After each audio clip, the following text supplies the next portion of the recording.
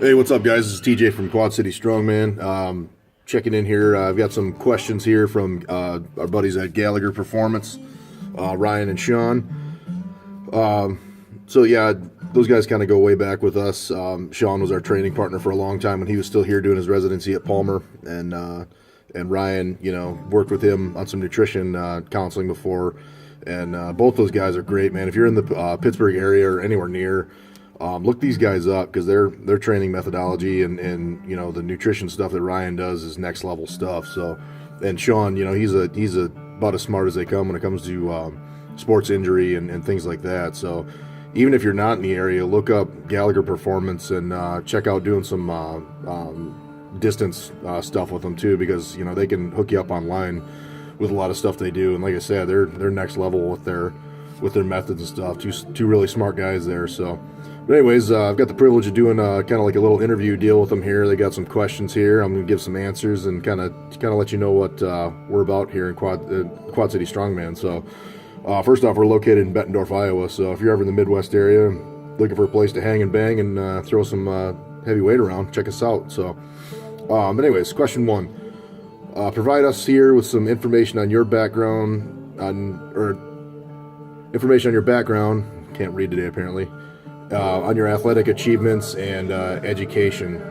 So athletic achievements, I wouldn't really consider myself a really accomplished athlete, but I played 3 sports in high school: football, wrestling, track, and I went into play some football, Division III in college. I played 3 seasons of semi-pro football after that. Got into powerlifting for a while. Did that for a few years, and then 2006 is when I did my first strongman contest, and ever since then I've pretty much full-time dedicated my training to strongman.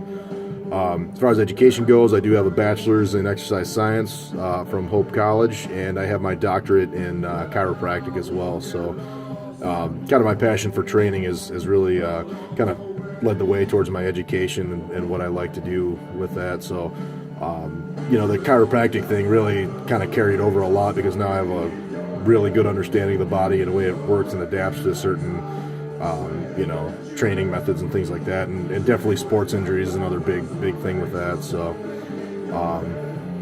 let's see what else. You and your training partners Joe Hess and Alex Longlet started Quad City Strongman. Give our readers the glimpse into what QC Strongman is all about, from strength training to community involvement in the Quad City area, and what you see as future opportunities for QC Strongman. Well, good question. So yeah, we started small, started from nothing really, just training out of a garage, and this is kind of what the future holds for us right here. I'll just give you a quick glimpse in the background. This is our second day of being open as a full-time gym now. We're taking on members and trying to just give the lifters a place to lift, because any more places are dominated by Planet Fitness and Anytime Fitness and things like that, and people who just like to go in and lift weights are kind of have nowhere left to train. So that's kind of the environment we want to provide, as well as just kind of spread our knowledge of strongman training and the functional aspects of it, and how that can affect your athletic performance or just overall fitness. So that's kind of what we do here, what we're all about. Community involvement. We put on strongman contests. We are actually a nonprofit organization now, and so we put on a strength and fitness expo every summer, and just try to get the community out and involved and showcase as many sports as we can with that. We're also partnered up with the Quad City United, which is a charity, and help them promote their anti-bullying movement, which is pretty cool, because of the 3 of us, 2 were the fat kids growing up and 1 was a redhead, so all of us kind of got picked on in our own way. But we kind of like to help kids deal with the difficult times and the things that the pressures that you grow up with when you're different from everybody else. So it's kind of the message we like to send out there, so kind of just be positive, sort of. As a contest promoter, you have the reputation for putting on heavy contests. Yes, we do. From your perspective as both an event promoter and strongman athlete, give us some insight into what you feel can be done to better promote strongman and avoid getting watered down. It's just that, to us, we're kind of purists in the sport. Strongman contests should be heavy. At the end of the day, the strongest person should win no matter what. To us, if somebody comes out and in an event, say a press event or something, and knocks out 12 or 15 reps, then it was too late. We dropped the ball. It's kind of tough to gauge weights for so many different people, but the fact of the matter is, in our opinion, 5 to 8 reps should win in a strongman contest. That's how heavy it should be, and as much as we like to try to be all inclusive for everybody, people should fail at some events. That's just the way it is. It's the nature of the sport. So we try to stick to that. We stick to our guns on that. We don't believe in light events where people can snap off 20 reps. Does that happen sometimes? Of course it does, but for the most part, keep it heavy, keep it simple, keep it to basic strongman movements. There's no need to get crazy with it. It's all about putting on a show and showing maximum human strength and what people can do. So let's see here. What would you identify as the fundamental components of effective and efficient programming for strongman competitors? Okay, so first off, you want to have a base. You've got to be able to, first and foremost, press and deadlift, and then obviously squat as well. But I almost argue squatting, the carryover for that isn't quite as much as having a solid deadlift foundation. Very rarely do you find a squat event in a strongman contest, but you almost always have a deadlift and you almost always have a press. So a program that encompasses those three things, and then really the big thing I'd say is focus on not having any holes in your game. Okay, you can get as strong as you want at those 3 core lifts, but if you can't move, you're going to be screwed. Because sooner or later you're going to join a contest with a moving event. Okay, so you got to be able to move your feet. You gotta maintain almost some sort of athleticism. So practicing moving events is very helpful. I like to bust out the agility ladder and do some sprints and jump rope and work on foot speed and stuff like that too. My background in football actually helped out quite a bit in developing my training program as a strongman, because you need to maintain that base of athleticism. So a lot of similarities in football training to strongman, I would argue. Same thing as like grip, conditioning.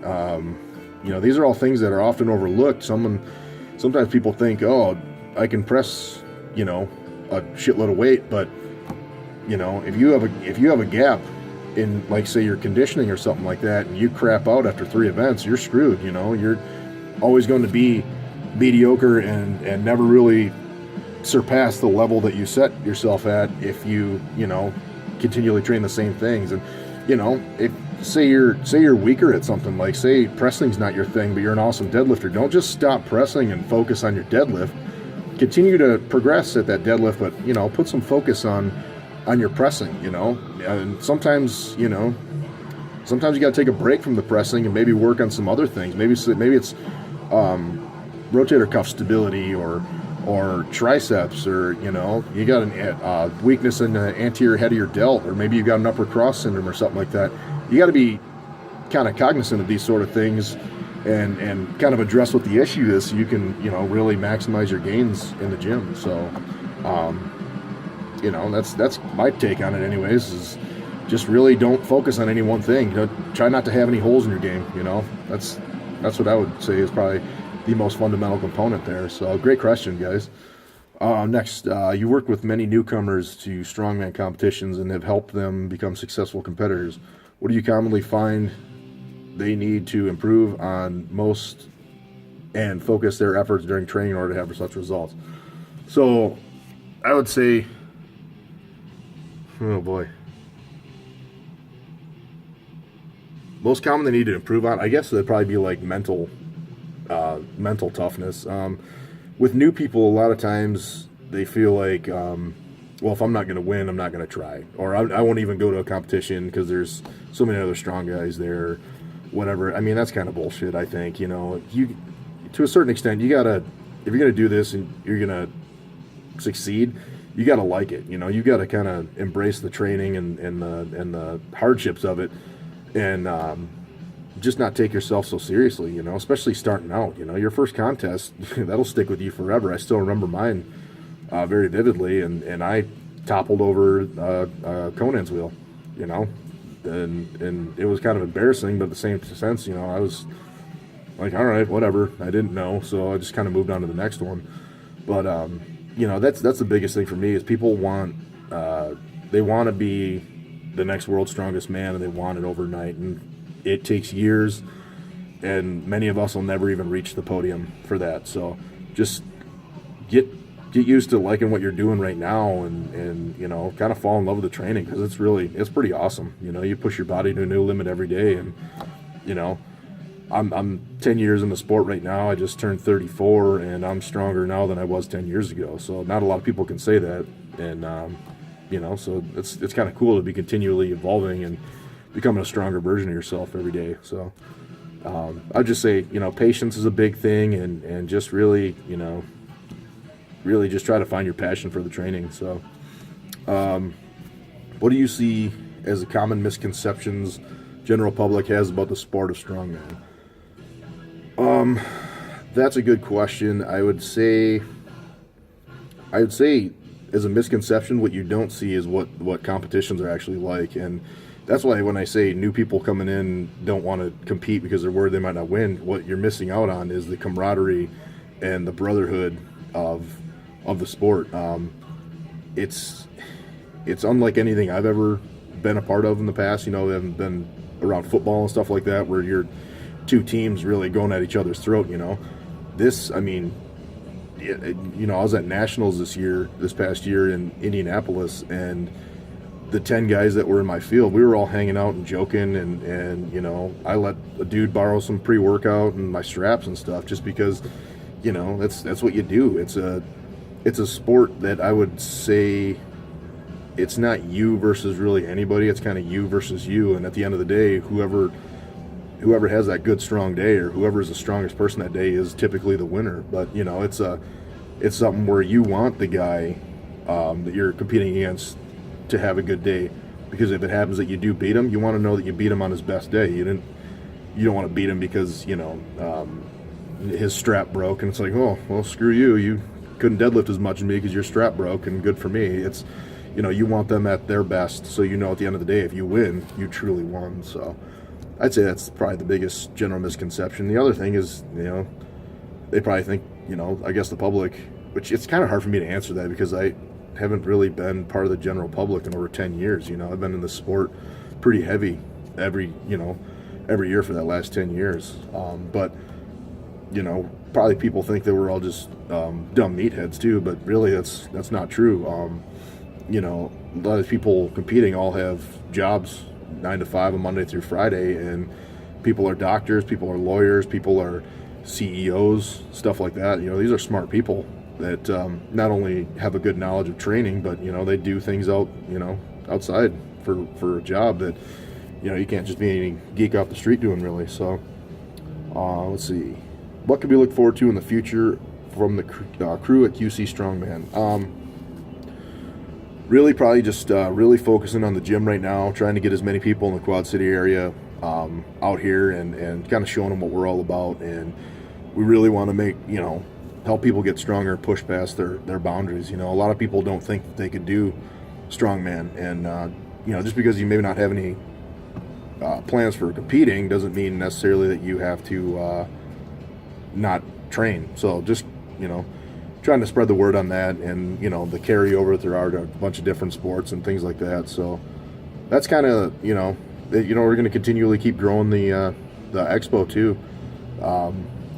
That's been, you know, that's doubled in size for the last 2 years. It's been in existence, and we're expecting it to get even bigger this year. So, you know, between those two things, our plates are pretty full, and the future's looking pretty bright for us. So, but anyways, appreciate the opportunity to answer some questions for you guys. Hope you enjoyed the video.